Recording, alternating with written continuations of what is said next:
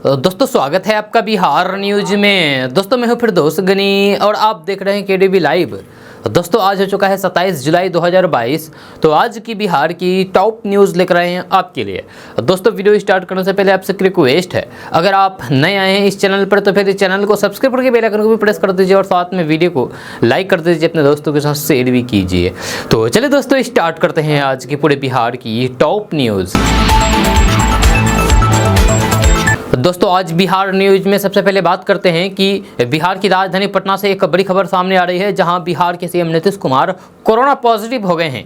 यानी कि नीतीश कुमार को कोरोना हो गया है। सीएम नीतीश कुमार के कोरोना पॉजिटिव होने की पुष्टि डॉक्टरों ने भी की है। फिलहाल डॉक्टरों ने सीएम नीतीश कुमार को आराम करने की सलाह दी है और नीतीश कुमार अभी आराम कर रहे हैं अकेले।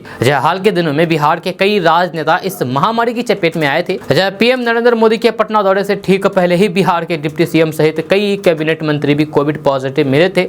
जब बिहार में कोरोना के केस लगातार मिल रहे हैं, लेकिन राहत की बात यह है कि बीमार हो रहे लोगों की रिकवरी काफी बेहतर हो रही है। अब सवाल यह है कि बिहार के मुख्यमंत्री नीतीश कुमार कोरोना वैक्सीन के दोनों डोज लगा चुके हैं, फिर भी वे कोरोना संक्रमित कैसे हो गए हैं, ये एक बड़ा सवाल है। दोस्तों बात करते हैं कि सावन के महीने में इस समय हर तरफ सड़कों पर कांवड़ियों की लंबी कतारें बम भोले की जयकारे गूंज रहे हैं। शहर हो या फिर गांव, हर तरफ पूरा माहौल शिवमय हुआ है। अधिकतर लोग इस सावन में अपने नजदीकी पवित्र नदी से जल लेकर के भगवान शिव को चराने के लिए कांवड़ लेकर के चल रहे हैं। हर किसी की भगवान शिव से जुड़ी हुई आस्था की अपनी अपनी कहानी है, लेकिन आस्था की इन्हीं हजारों कहानियों में से एक अलग कहानी है बिहार के रहने वाले परशुराम शर्मा की। 83 साल के परशुराम शर्मा बिहार के नालंदा के रहने वाले हैं। परशुराम भगवान भोलेनाथ के भक्त हैं। भरा पूरा खुशहाल परिवार के होने के बावजूद भी शिव नाम की लगन परशुराम शर्मा को ऐसी लगी है कि उन्होंने इस बार अपने आराध्य को प्रसन्न करने के लिए कुछ अनूठा उपाय खोज लिया है। 83 साल की उम्र में जब व्यक्ति बमुश्किल चल पाता है, इस उम्र में अपने आराध्य को प्रसन्न करने के लिए परशुराम शर्मा ने गंगोत्री से गंगा जी को लाकर के देवगढ़ धाम के बाबा धाम वैद्यनाथ की शिवलिंग पर चढ़ाने का संकल्प लिया। 3 मई को गंगोत्री से अपने कांवड़ में जल भर करके निकल पड़े, पैदल ही बम भोले की दरबार के लिए। परशुराम शर्मा ने हाथ से खींचने वाले ठेले को विश्व शांति रथ का नाम दिया है। दोस्तों बात करते हैं कि बिहार में वज्रपात से लोगों की जान बचाने के लिए अब मंदिर, मस्जिद और लाउड स्पीकर से लोगों को अलर्ट किया जाएगा। इसको लेकर के बिहार राज्य आपदा प्रबंधन प्राधिकरण ने पूरे राज्य में यानी कि पूरे बिहार में काम शुरू कर दिया है। जब प्राधिकरण के मुताबिक ग्रामीण क्षेत्र में मरने वाले लोगों में ऐसे लोग होते हैं जो खेतों में काम करते रहते हैं या फिर बाहर। इन लोगों के पास उस वक्त मोबाइल नहीं होता है और वे वज्रपात की चपेट में आ जाते हैं। ऐसे लोगों को ठनका गिरने से 30 मिनट पहले जागरूक करने के लिए जन जागरण चलाया जाएगा। जब ग्रामीण इलाकों में मौसम खराब होगा, उस इलाके में मंदिरों की घंटियों को लगातार बजा करके मस्जिदों से लाउड स्पीकर सिस्टम या फिर लगातार लाउड स्पीकर के माध्यम से लोगों को जागरूक किया जाएगा, ताकि खेतों में काम करने वाले लोग अलर्ट हो जाएं और उस समय वे खेत पर ना जाएं।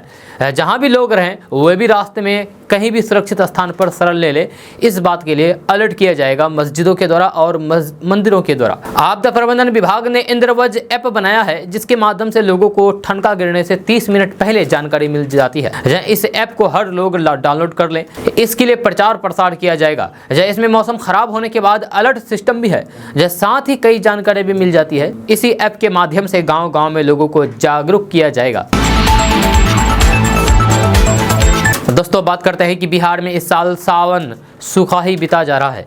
36 जिलों में सुखाड़ दस्तक दे रहा है। वैसे तो पूरे राज्य में यानी कि पूरे बिहार में सामान्य से 45% कम बारिश हुई है। हालांकि ये तय है कि बेहद समृद्ध किसान ही भूजल सुविधा से खेत सिंचाई कर सकेंगे। साधारण किसान के पास केवल कम पानी में उगाई जाने वाली फसलों से ही उम्मीद बची है। जब मौसम वैज्ञानिकों की राय है कि कम पानी में होने वाली और कम समय में पकने वाली फसलें ही लगाएं। मौसम विभाग के अधिकारी के जानकारों के मुताबिक 36 जिलों में सामान्य से काफी कम बरसात हुई है। 15 जिले ऐसे हैं जहां बारिश नाम मात्र के हुए हैं। पूरे बिहार में अभी तक सिर्फ 240 मिलीमीटर बारिश हुई है, जबकि सामान्य तौर पर 432 मिलीमीटर बारिश होनी चाहिए थी। फिलहाल बिहार में अररिया और किशनगंज ही ऐसे जिले हैं जहां बरसात सामान्य से 15% अधिक हुई है। क्लाइमेट चेंज के चलते खेती के लिए ये बड़ा संकट है। फिर भी किसान को चाहिए कि अपने खाने पर धान जरूर लगाएं, नहीं तो फिर उन्हें सूखे का संकट और भयावह नजर आएगा। दरअसल किसान को पेट भरने के लिए बाजार से धान खरीदने की जरूरत नहीं पड़नी चाहिए। जिनके पास सिंचाई की भूमि है वे 110 से 115 दिनों में पकने वाली धान के बीज लगाएं।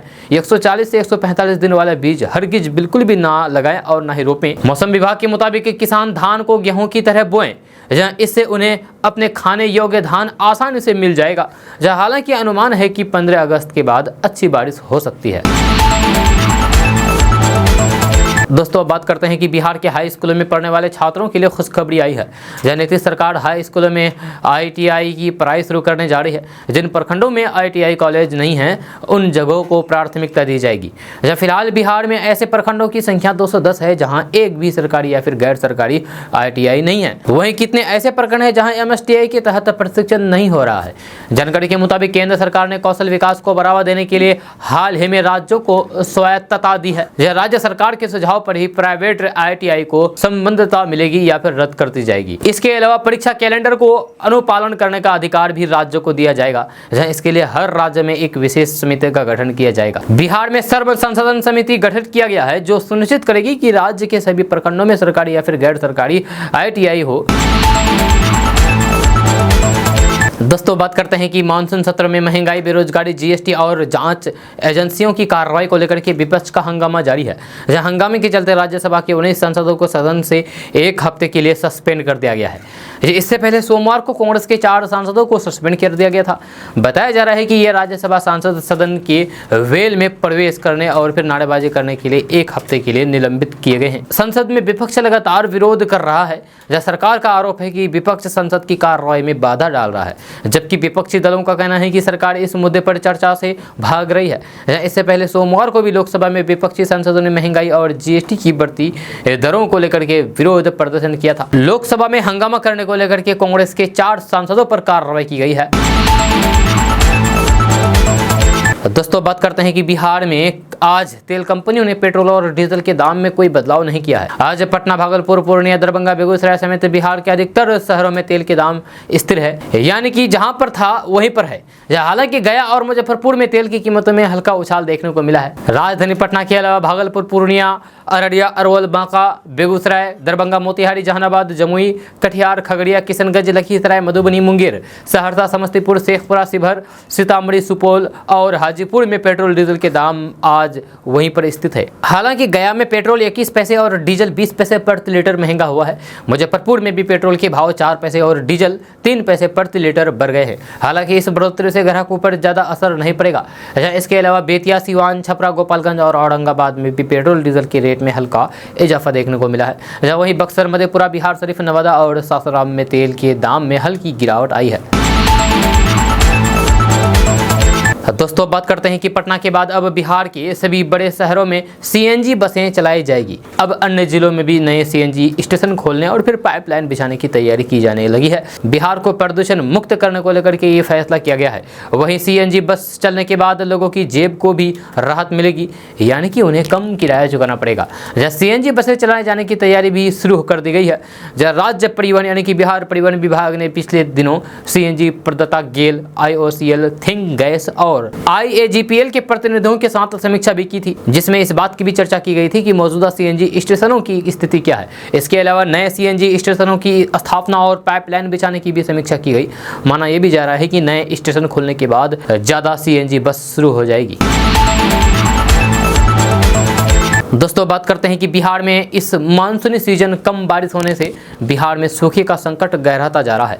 जब बिहार में अगर 10 दिन और अच्छी खासी बारिश नहीं हुई तो फिर धान की फसल बर्बाद हो जाएगी। जब किसानों को 81 अरब 26 करोड़ रुपए का नुकसान होगा। ऐसे में अन्नदाता पर आर्थिक बोझ बढ़ने का खतरा मंडराने लगा है। जब बिहार में अभी 35,12,000 हेक्टेयर के क्षेत्र में धान की रोपनी का लक्ष्य निर्धारित किया गया है, इसमें से 11,31,000 हेक्टेयर में ही रोपनी हो सकी है।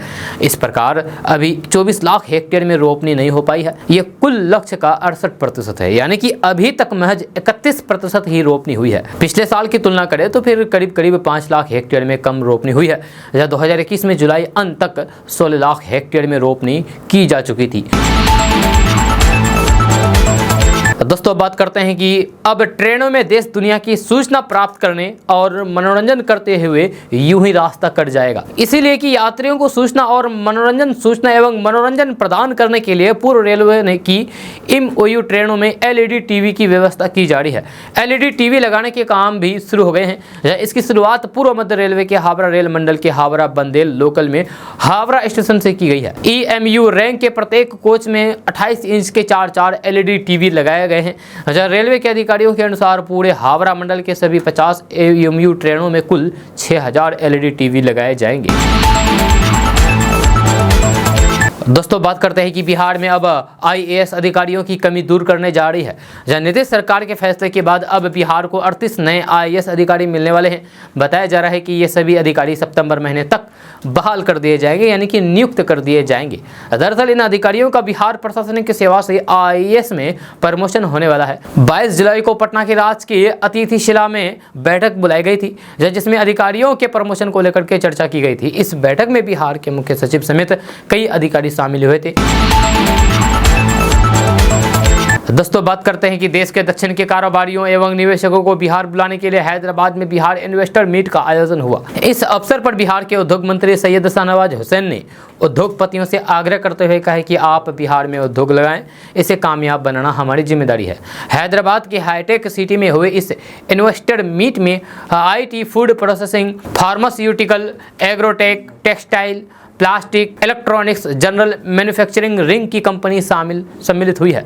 यह बिहार इन्वेस्टर मीट में हैदराबाद एवं आसपास की 50 कंपनियों के उद्योगपति या फिर उसके प्रतिनिधि उपस्थित रहे तथा उन्होंने अलग अलग सत्रों में भाग लेकर के बिहार में निवेश की पूरी संभावना के बारे में खबर हासिल की है। हैदराबाद में बिहार इन्वेस्टर मीट को संबोधित करते हुए बिहार के उद्योग मंत्री सैयद शाहनवाज हुसैन ने कहा है कि आज हैदराबाद शहर बहुत अच्छा है।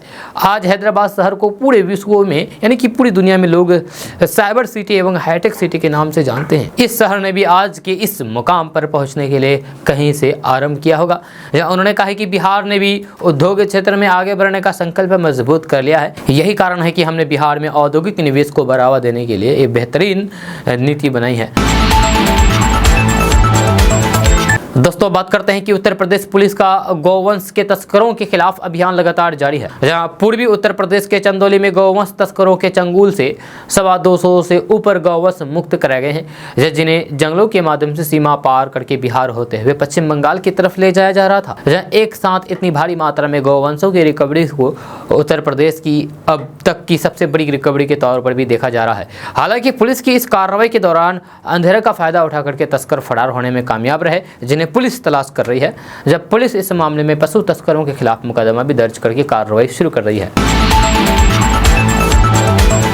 दोस्तों बात करते हैं कि जहां एक और सरकारी पंचायती राज व्यवस्था को मजबूत करके गांधी जी की ग्राम स्वराज योजना को सफल करना चाहती है, ताकि ग्रामीण क्षेत्रों में भी विकास का बोलबाला हो सके। यह सरकार ने पंचायत के विकास के लिए पंचायत की सरकार बनाई और फिर त्रिस्तरीय पंचायत राज की व्यवस्था लागू की है।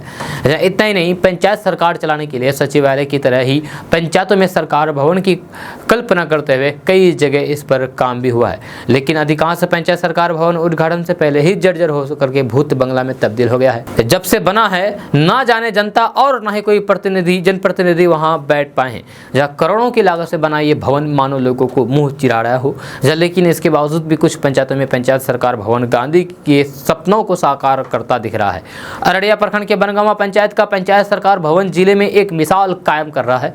एक दशक पहले करोड़ों की लागत से बना ये सरकार भवन आज एक आदर्श पंचायत भवन के रूप में जिले में अपनी एक अलग पहचान बनाई है। चमचमाती और सुसज्जित भवन दूर से ही लोगों को अपनी ओर आकर्षित करती नजर आ रही है। दोस्तों बात करते हैं कि सिनेमा के क्षेत्र में दिए जाने वाला प्रतिष्ठित दादा साहेब फाल्के पुरस्कार में छपरा जिले के मशरक थाना क्षेत्र के सुमित कुमार सिंह अपनी धाक जमाई है। छपरा जिले के छपिया गांव निवासी ओम प्रकाश सिंह के पुत्र सुमित कुमार सिंह को तुम बिन द पूनम झावर शो के लिए वर्ष की सर्वश्रेष्ठ OTT वेब सीरीज निर्देशक के लिए पुरस्कार किया गया है, जिसके बाद पूरे इलाके में खुशी की लहर दौड़ पड़ी है। कल सुमित के परिवार के लोगों ने मिठाई खिलाकर के खुशी का इजहार किया। जहां सुमित के पिता ओम प्रकाश सिंह जो ग्रामीण स्तर पर दवा व्यापारी हैं, उन्होंने बताया है कि सुमित 2 भाइयों में बड़ा है और ग्रामीण स्तर पर प्रारंभिक और शिक्षा करके मुजफ्फरपुर लंगट सिंह महाविद्यालय से उच्च डिग्री हासिल करके फिल्म क्षेत्र में काम करना के लिए मुंबई चला गया, जहां उसने दर्जनों फिल्म बनाई है। मुंबई में उसकी एंड कंपनी भी है। दोस्तों बात करते हैं कि विश्व स्वास्थ्य संगठन के मंकी पॉक्स को लेकर के इमरजेंसी घोषित करने और देश के कई राज्यों में इससे पीड़ित मरीजों के मिलने के बाद बिहार में भी सतर्कता बढ़ गई है। जब बिहार स्वास्थ्य विभाग ने इसे लेकर के अलर्ट जारी कर दिया है तथा सभी जिलों को इसके लिए गाइडलाइंस भेज दी गई है। जब स्वास्थ्य विभाग ने लोगों से सतर्कता बरतने को कहा है। स्वास्थ्य विभाग ने कहा है कि बिहार के किसी भी हिस्से में कोई मामला सामने आता है तो फिर तुरंत ही इसकी सूचना स्वास्थ्य मुख्यालय को दी जाए। स्वास्थ्य विभाग का मानना है कि बिहार में अब तक मंकी पॉक्स के एक भी मामले सामने नहीं आए हैं, इसके बावजूद भी सतर्कता बढ़ा दी गई है। इसके लिए जिलों में भी दिशा निर्देश भेज दिया गया है। यह निर्देश में विदेश से लौटने वाले पर विशेष नजर बनाए रखने का निर्देश दिया गया है। इसके अलावा भी अगर 21 दिन के अंदर कोई लौटा हो तो फिर इसकी जानकारी लेने का भी निर्देश दिया गया है। यह निर्देश में कहा गया है कि मंकी पॉक्स के लक्षण वाले किसी भी संक्रमण के मिलने पर इसकी जानकारी मुख्यालय को देने का कहा गया है। जब बिहार के सभी जिलों से कहा गया है कि यदि मंकी पॉक्स का कोई भी संक्रमित मरीज मिलता है तो फिर तुरंत उसकी संपर्क सूची तैयार की जाए और लक्षण वाले मरीजों को आइसोलेशन में रखा जाए। दोस्तों बात करते हैं कि बड़ी खबर है कैमूर जिला से। यहाँ से तेज बारिश के साथ आकाश से बिजली गिरने से 4 लोगों की जान चली गई है, जिसमें एक महिला भी है। यहाँ हादसे के बाद इलाके में हरकंप मचा हुआ है। मिली जानकारी के अनुसार बीती शाम जिले में तेज बारिश के साथ बिजली कड़की थी। इसमें जिले में अलग अलग हादसे में 4 लोगों की जान चली गई। ये सभी बारिश के दौरान घर से बाहर थे। दोस्तों बात करते हैं कि बिहार के मुख्यमंत्री नीतीश कुमार की जनता दल यूनाइटेड यानी कि जेडीयू के एक शीर्ष नेता उपेंद्र कुशवाहा ने स्पष्ट रूप से सहयोगी भारतीय जनता पार्टी यानी कि भाजपा को इस धारणा के लिए जिम्मेदार ठहराया है कि बिहार में राष्ट्रीय जनतांत्रिक गठबंधन यानी कि एनडीए में सब कुछ ठीक नहीं है। जदयू संसदीय बोर्ड के अध्यक्ष उपेंद्र कुशवाहा ने भाजपा के प्रदेश अध्यक्ष डॉक्टर संजय जायसवाल के इस दावे को लेकर के उनकी आलोचना की है कि बिहार तेजी से राष्ट्र विरोधी दहशतगर्दी गतिविधियों का केंद्र बनता जा रहा है। उन्होंने कहा कि दोनों पार्टियों के बीच कोई बड़ा मुद्दा नहीं है, लेकिन भाजपा नेताओं के बयान अक्सर गलत धारणा को जन्म देते हैं। जदयू भाजपा संबंधों के बारे में पत्रकारों के सवालों के जवाब में उपेंद्र कुशवाहा ने कहा है कि सहयोगी दल के नेताओं को अनर्गल बयान देने से बचना चाहिए। बिहार में पीएफआई के एक दहशतगर्दी मॉड्यूल के भंडाफोड़ की पृष्ठभूमि में संजय जायसवाल द्वारा पिछले हफ्ते की गई टिप्पणियों के बारे में पूछे जाने पर जदयू नेता उपेंद्र कुशवाहा ने व्यंग्यात्मक लहजे में कहा कि वे जिस तरीके से बोलते हैं ऐसा लगता है कि उन्हें तथ्यों के बारे में प्रशासन से अधिक मालूम है। यदि ऐसा है तो फिर उन्हें ये अधिकारियों के साथ शेयर करना चाहिए। कहीं ऐसा ना हो कि उन पर संवेदनशील जानकारी छिपाने का आरोप लग जाए। दोस्तों बात करते हैं कि झारखंड में मुस्लिमों की बड़ी आबादी वाले जिलों की 100 से अधिक सरकारी स्कूलों में रविवार की जगह शुक्रवार को साप्ताहिक अवकाश की यानी कि छुट्टी की खबरें हाल ही में सामने आई थी। अब झारखंड की तरह बिहार के 37 स्कूलों में रविवार की जगह जुमे यानी कि शुक्रवार को अवकाश रखे जाने की बात सामने आई है।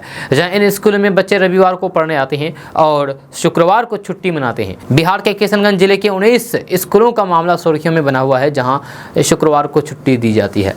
बिहार के किशनगंज जिले में मुस्लिम समुदाय के लोग अधिक हैं, इसलिए यहाँ शिक्षा के मंदिर को भी धर्म के आधार पर चलाया जा रहा है। ये नियम सरकार नहीं बल्कि आबादी नियमों को बनाया गया है। ये खेल बहुत लंबे समय से चलता आ रहा है। सबसे खास बात यह है कि शिक्षा विभाग को इसकी भनक तक नहीं है। किशनगंज मुस्लिम बहुल्य क्षेत्र हैं, लगभग 80% मुस्लिम आबादी है और यहाँ आबादी की दबाव सरकारी नियमों और फिर संविधान पर भारी पड़ रहा है। जहाँ पूरे हिंदुस्तान में स्कूल रविवार को बंद होते हैं, वहीं किशनगंज में नियम सबसे अलग है।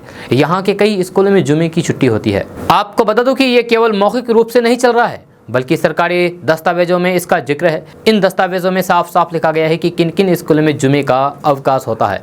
जहाँ ये अपने आप में चौंकाने वाला दस्तावेज है कि पूरे किशनगंज जिले में जुमे के दिन स्कूलों को बंद करके रविवार को खोला जाता है। सबसे खास यह है कि स्कूल के साथ उर्दू शब्द लग गया तो फिर वह मुस्लिम स्कूल हो गया और अवकाश जुमे का हो गया। सवाल उठने लगा है कि अगर शिक्षा का आधार ही धर्म के आधार पर हो गया है तो फिर हम समाज में धर्म की समानता को कैसे बनाए रख पाएंगे। दोस्तों प्रेम कहानी का एक अनोखा मामला बांका जिले से सामने आया है, जहां 3 बच्चों की मां का एक युवक पर दिल आ गया। जहाँ उनके बीच प्यार का ऐसा परवान चढ़ा कि प्रेमी रात के अंधेरा का फायदा उठाते हुए महिला से मिलने पहुंच गया, लेकिन इसी दौरान ग्रामीणों ने उन्हें देख लिया और दोनों की कहानी बदल करके रख दी। अब ये प्रेम कहानी पूरे गांव में चर्चा का विषय बन गया है। जहाँ मामले से जुड़ी जो तस्वीरें सामने आई है उसमें प्रेमी प्रेमिका बंधे हुए दिख रहे हैं। बताया यह भी जा रहा है कि दोनों को बांध करके उनकी पिटाई भी की गई है। जानकारी के मुताबिक दोनों का लंबे समय से अफेयर चल रहा था। मामला बांका जिले के धौरिया थाना क्षेत्र के बटशार गांव का है। यह प्रेमी की पहचान रुदल कुमार के रूप में हुई है, जबकि प्रेमिका शांता देवी बताई जा रही है। यह घटना की सूचना मिलने के बाद सनहोल पुलिस घटनास्थल पर पहुंच गई और फिर दोनों के परिवार वालों को भी बुला लिया। जहां दोनों पक्षों के बीच पंचायत हुई और फिर आपसी सहमति से सनहोला थानाध्यक्ष के निर्देश पर शीतला मंदिर में प्रेमी जोड़ी की शादी करवा दी गई।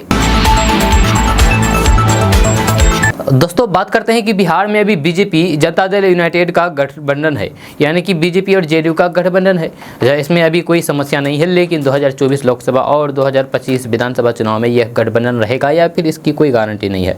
ये बयान जेडीयू के नेता उपेंद्र कुशवाहा ने दिया है। जहां उपेंद्र कुशवाहा का ये बयान उस समय आया जब कहा जा रहा है कि बिहार एनडीए में सब कुछ ठीक नहीं है। नीतीश कुमार बीजेपी के साथ सार्वजनिक कार्यक्रमों में शिरकत करने से परहेज कर रहे हैं। हालांकि ये बात तब सामने आ गई जब नीतीश कुमार पिछले 4 दिनों से बीमार थे और अब उनके कोरोना संक्रमित होने की बात सामने आई।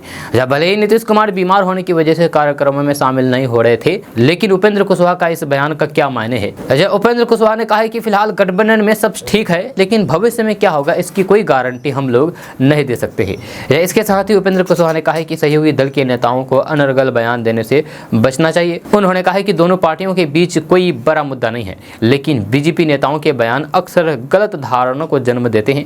जब बिहार में गठबंधन में भले ही दरार की बात सामने आ रही है, लेकिन पिछले कुछ दिनों से जेडीयू बीजेपी के निर्णय को समर्थन कर रही है।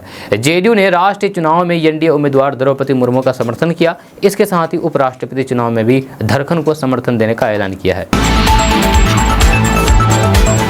दोस्तों बात करते हैं कि बिहार में एक और भ्रष्ट अफसर पर निगरानी ने शिकंजा कसा है। नगर विकास एवं आवास विभाग के कार्यकारी अभियंता के ठिकानों पर विशेष निगरानी इकाई ने छापा मारा है। सिविल इंजीनियर अनिल कुमार यादव के ठिकानों पर विशेष निगरानी इकाई ने मंगलवार सुबह छापेमारी की। जहां उनका आवास रायपुरा में है, उनके कार्यालय में भी एसवीयू की टीम छानबीन की है। आय से अधिक संपत्ति के मामले में निगरानी की टीम ने सिविल इंजीनियर के खिलाफ कार्रवाई की है। इंजीनियर अनिल कुमार यादव पर अवैध तरीके से 98 लाख रुपए की संपत्ति अर्जित करने का आरोप है। दोस्तों बात करते हैं कि उत्तर बिहार में बाइक चोरों का बड़ा गिरोह काम कर रहा है। इसका नेटवर्क नेपाल तक फैला हुआ है। पूरा काम 3 स्तर पर होता है, जहां एक के पास चोरी की जिम्मेदारी तो दूसरे के पास उसे सुरक्षित अड्डे पर पहुंचाने की होती है। या तीसरे स्तर पर काम करने वाले साथी उसे नेपाल पहुंचाते हैं। जी हां, दरभंगा के बेंता ओपी क्षेत्र के बेंता चौक से मदन मोहन कुमार की बाइक चोरी हो गई थी। जांच के बाद पुलिस को पता चला है कि बाइक मधुबनी के जयनगर थाना क्षेत्र के उछलता गाँव पहुँच गई थी, जहाँ वहाँ से नेपाल ले जाने की तैयारी थी। 10 दिन पहले पुलिस ने वहाँ छापेमारी करके 3 साथियों को पकड़ लिया है। पूछताछ में पूरे गिरोह के काम करने का तरीका जान करके पुलिस भी दंग रह गई। जब पूरे गिरोह का संचालन ललित सहनी करता था। दोस्तों बात करते हैं कि बिहार के बेगूसराय जिले से एक सनसनीखेज मामला सामने आया है। यहां 3 मुस्लिम युवकों ने हिंदू परिवार की बेटी और बहू से गलत काम किया है। इतना ही नहीं, हिंदू पर मुस्लिम बनने के लिए दबाव भी डाला जा रहा है। मामला लव जिहाद से जोड़ करके देखा जा रहा है। जहाँ पीड़िता ने गांव के ही 3 मुस्लिम लड़कों पर आरोप लगाया है। आरोपी जाहिद, शाहिद और अरमान बताए जा रहे हैं, जिन्होंने हिंदू परिवार की बेटी और बहू से गलत काम किया है। हद तो तब हो गई जब ये लोग हिंदुओं पर मुस्लिम बनने के लिए दबाव डालने लग गए। ये मामला बेहद चौंकाने वाला है। इस घटना के बाद लोगों में जम करके आक्रोश देखा जा रहा है। जानकारी के अनुसार जबरन धर्म परिवर्तन और लव जिहाद से जुड़ा हुआ ये मामला बेगूसराय जिले के सिंघोल थाना क्षेत्र के डुमरी गांव का है। हैरानी की बात तो यह है कि सिंगली पुलिस ने मामला दर्ज नहीं किया है। दोस्तों बिहार में कोरोना पॉजिटिव केस लगातार घटने की बजाय बढ़ते ही जा रहे हैं। राजधानी पटना के बाद उत्तर बिहार में सबसे अधिक पॉजिटिव केस मुजफ्फरपुर जिले में मिले हैं। जब बीते 7 दिनों में मुजफ्फरपुर जिले में 117 कोरोना पॉजिटिव केस मिले हैं, जबकि राजधानी पटना में 946 कोरोना पॉजिटिव मरीज मिले हैं। जब पटना और मुजफ्फरपुर के बाद मधुबनी में भी कोरोना पॉजिटिव केस बढ़ रहे हैं। वहाँ 7 दिनों में 65 मरीज मिले हैं। सबसे कम मरीज शिवहर में मिले हैं, वहाँ सिर्फ 1 पॉजिटिव मरीज मिले हैं। मिल रही जानकारी के अनुसार उत्तर बिहार में जो भी पॉजिटिव मरीज मिले हैं हैं उनमें किसी की तबीयत गंभीर नहीं हुई है, जहाँ पिछले 7 दिनों में सरकारी और निजी अस्पताल में एक भी कोरोना पॉजिटिव मरीज भर्ती नहीं हुए हैं।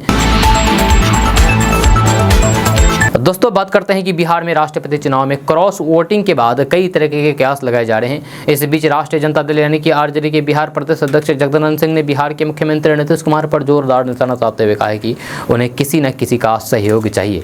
उन्होंने कहा है कि नीतीश का राजनीतिक सिद्धांतों से विसर्जन हो चुका है, देखते हैं कुर्सी का विसर्जन कब होता है। उन्होंने भाजपा और जदयू के रिश्ते में आए खटास के संबंध में पूछे जाने पर कहा है कि इन दोनों में कभी एकता नहीं थी, जहाँ ये दोनों कुर्सी के लिए एक हुए हैं, दोनों एक एक पैर के हैं और साथ आकर के एकजुट होकर के चलने की कोशिश करते हैं। जगदानंद सिंह ने नीतीश कुमार पर जोरदार सियासी हमला बोलते हुए कहा कि उनमें राजनीतिक ताकत ही नहीं है, उन्हें 2014 के लोकसभा चुनाव में इसका पता चल चुका है। उन्होंने कहा कि वे ऐसे पौधे के समान है जो बिना सहारे बढ़ ही नहीं पाता है, नीतीश को भी वैसे ही सहारा चाहिए, कभी मोदी का तो कभी लालू प्रसाद यादव का। उन्होंने कहा कि इनमें स्थिरता ही कहाँ है।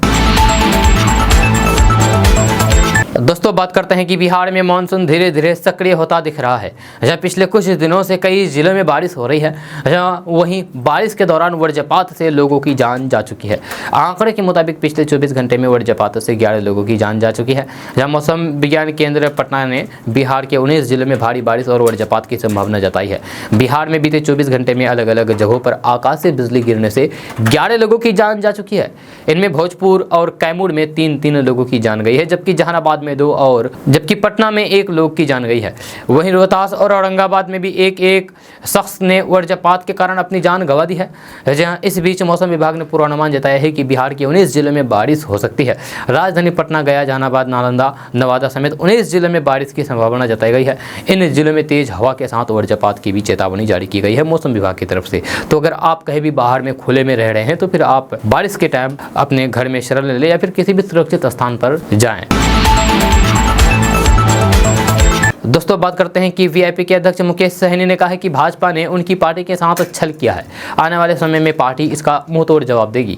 वीआईपी अध्यक्ष मुकेश सहनी ने अलग अलग कार्यक्रमों में भाग लेने के बाद पत्रकारों से बात कर रहे थे। उन्होंने कहा कि वीआईपी के सहयोग से ही नीतीश कुमार सीएम बन पाए हैं, भाजपा दूसरे दलों से तोड़ने का काम कर रही है। उन्होंने कहा कि सीमांचल के क्षेत्र में निषाद समाज की लगभग 15% आबादी है, पूरे बिहार में पार्टी संगठन को मजबूत करने का काम किया जा रहा है। 4 विधायक के तोड़े जाने के बदले आगामी चुनाव में वीआईपी 40 सीटों पर जीत हासिल करेगी। उन्होंने कहा कि दल बल के सहारे भाजपा दूसरे दलों को तोड़ने का काम कर रही है। मंत्री रहते हुए दबे कुचले पिछड़े और निषाद और मछुआरा समाज के लिए कई योजनाओं पर काम शुरू किया, लेकिन कुछ नेताओं को निषाद समाज का आगे बढ़ना पसंद नहीं आया। इस समाज का उपयोग कुछ राजनीतिक दल केवल वोट लेने के लिए कर रहे हैं। दोस्तों बात करते हैं कि आधार कार्ड आजकल के समय में सबसे जरूरी डॉक्यूमेंट्स बन गई है। भारत में किसी भी जरूरी काम को निपटाने के लिए इस दस्तावेज की जरूरत पड़ती है। स्कूल कॉलेज के एडमिशन से लेकर के ITR फाइल करने, ज्वेलरी खरीदने से लेकर के सरकारी स्कीम का फायदा उठाने तक हर काम के लिए आधार कार्ड की आवश्यकता पड़ती है। ऐसे में आजकल इस जरूरी दस्तावेजों का डुप्लीकेशन बहुत तेजी से बढ़ गया है। ऐसे में आधार कार्ड जारी करने वाली संस्था UIDAI ने डुप्लीकेट आधार कार्ड पर रोक लगाने के लिए कड़े कदम उठा रही है। अब आधार फेस RD के जरिए आसानी से आधार कार्ड का फेस ऑथेंटिकेशन किया जा सकता है। UIDAI ने आधार के यूजर्स की पहचान को वेरीफाई करने के लिए फेस RD ऐप को लॉन्च किया है। यह ऐप फेस ऑथेंटिकेशन टेक्नोलॉजी का यूज करके आपके चेहरे को कैप्चर करके आपकी पहचान को वेरीफाई कर लेती है। इस ऐप के जरिए आप बिना आधार OTP के इसका इस्तेमाल कर पाएंगे। आप कई जरूरी काम जैसे कि कोविड वैक्सीनेशन, राशन कार्ड के लिए PM किसान योजना आदि कई जरूरी सरकारी स्कीम का फायदा केवल इस ऐप के जरिए उठा सकते हैं।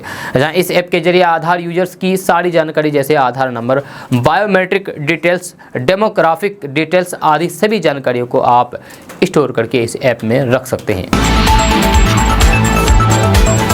दोस्तों बात करते हैं कि बिहार और गुजरात 2 ऐसे राज्य हैं जहां शराबबंदी है, जहां सरकार भले ही इस फैसले पर अपनी पीठ थपथपाती है, लेकिन मौतों का सिलसिला नहीं रुक रहा है। जब बिहार में शराबबंदी के बावजूद भी पहले ही मौत के आंकड़े मामले सामने आ चुके हैं, अब चर्चा में गुजरात है। यहाँ के बोटाद जिले में जहरीली शराब पीने से 23 लोगों की जान जा चुकी है। 40 से ज़्यादा अस्पताल में भर्ती है।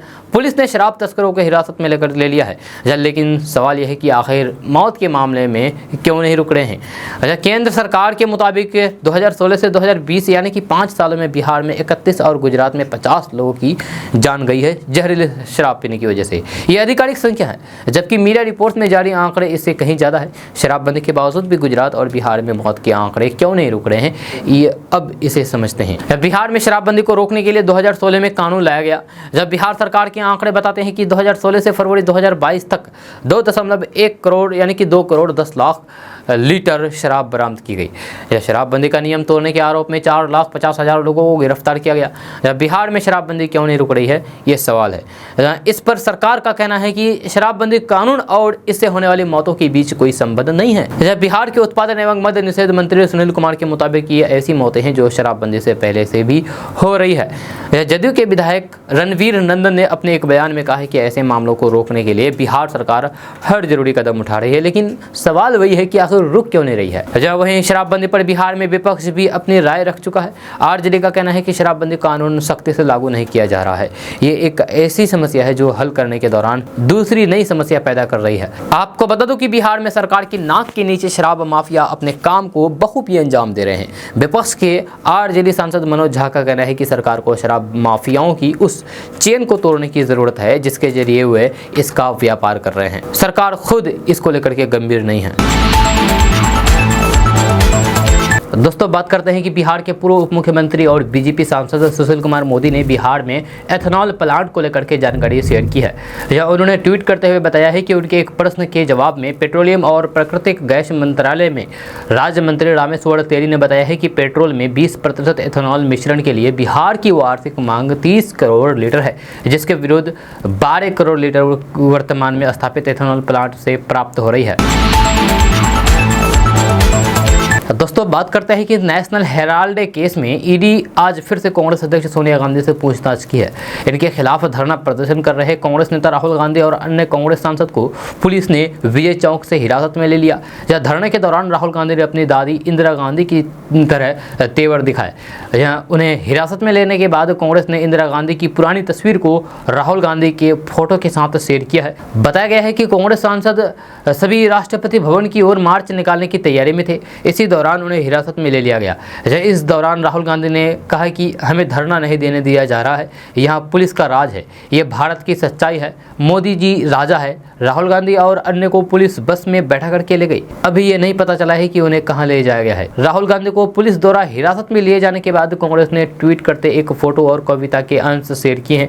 फोटो में राहुल गांधी अपनी दादी और पूर्व प्रधानमंत्री स्वर्गीय इंदिरा गांधी जी की शैली में जमीन पर बैठे हुए नजर आ रहे हैं। इस तस्वीर के जरिए कांग्रेस ने राहुल गांधी के तेवर दादी जैसे तीखे होने का संकेत देने का प्रयास किया है। दोस्तों, बात करते हैं कि बिहार के मोतिहारी में एक पति पर पत्नी की हत्या का आरोप लगा है, जिसके बाद पुलिस ने उसे गिरफ्तार करके जेल भेज दिया। 1.5 महीने बाद पत्नी प्रेमी संग मिली है। दरअसल पूर्वी चंपारण जिले में करीब 1.5 महीने पहले एक महिला की मौत हो जाने की बात सामने आई थी। तब महिला की हत्या के आरोप में पुलिस ने उसके पति को गिरफ्तार करके जेल भेज दिया था। लेकिन अब इस मामले में एक ट्विस्ट सामने आया है। पता चला है कि महिला मरी नहीं है, जिंदा है। महिला की जिंदा होने की बात सामने आने के बाद पुलिस भी हैरान है। जब पुलिस ने महिला को मोतिहारी के अगरवा मोहल्ला से बरामद किया है। वह यहाँ पति को छोड़ करके अपने प्रेमी के साथ रह रही थी। इधर पति पत्नी की हत्या के आरोप में 1.5 महीने से जेल में बंद भी है। जब महिला के पिता ने दामाद पर दहेज के लिए बेटी नाजनीन खातून की हत्या का मामला दर्ज कराया था। यह घटना सामने आने के बाद सवाल उठ रहा है कि पुलिस ने हत्या जैसे संगीन मामले में बिना जांच किए कैसे कार्रवाई शुरू कर दी, ये सवाल है। जब पुलिस भी महिला के जिंदा पाए जाने के बाद आश्चर्यचकित है। मामला सुगोली थाना के निमुई गांव का है, जहां 1.5 महीने पहले महिला के पिता सफ़ी अहमद ने अपने दामाद शेख सद्दाम पर दहेज के लिए बेटी की हत्या करने का आरोप लगाया था। मामला दर्ज होने के बाद पुलिस ने आरोपी दामाद को गिरफ्तार करके जेल भेज दिया था। तब सद्दाम के परिवार वालों ने कहा था कि उनका बेटा निर्दोष है, लेकिन पुलिस ने उनकी बात नहीं मानी और उसे जेल भेज दिया। जहां उसके बाद सद्दाम के परिवार वालों ने महिला के जिंदा होने का सबूत सामने ला दिया। तब मामले में बड़ा मोड़ सामने आ गया। दोस्तों, बात करते हैं कि बिहार के खगड़िया सिटी के अलग अलग विभागों में पिछले 15 दिनों से सुअरों की मौत का सिलसिला जारी है। जहाँ औसतन हर दिन 5 से 6 सूअर मर रहे हैं। नगर परिषद के एक बड़े हिस्से की साफ सफाई का काम देखने वाले एनजीओ के सुपरवाइजर अंटू कुमार को जब सफाई कर्मी ने सूचना दी तो फिर उनके प्रयास से मृत सूअरों को सावधानीपूर्वक डिस्चार्ज किया गया। अंटू कुमार के अनुसार लगभग एक पखवाड़े से ये सिलसिला जारी है और लगभग 100 सूअरों की मौत हुई है। 23 जुलाई को वार्ड नंबर 23 में 6 सूअरों की मौत हुई। वार्ड नंबर 21, 22 और 23 के पास से होकर के रेलवे का गड्ढा गुजरता है। यहाँ मलिक समुदाय के लोग सूअर पालते हैं। एक व्यक्ति सोनू कुमार के पास अब एक भी सूअर नहीं बचा है। तो दोस्तों आज का न्यूज़ बस यहीं तक। कैसा लगा जरूर अपना सुझाव दीजिएगा नीचे कमेंट बॉक्स में कमेंट करके। अगर आप नए आए हैं इस चैनल पर तो फिर चैनल को सब्सक्राइब करके बेल आइकन को भी प्रेस कर दीजिए और साथ में वीडियो को लाइक कर दीजिए, अपने दोस्तों के साथ शेयर भी कीजिए। तो चलिए दोस्तों फिर मिलते हैं कल की वीडियो में, तब तक के लिए जय हिंद जय बिहार।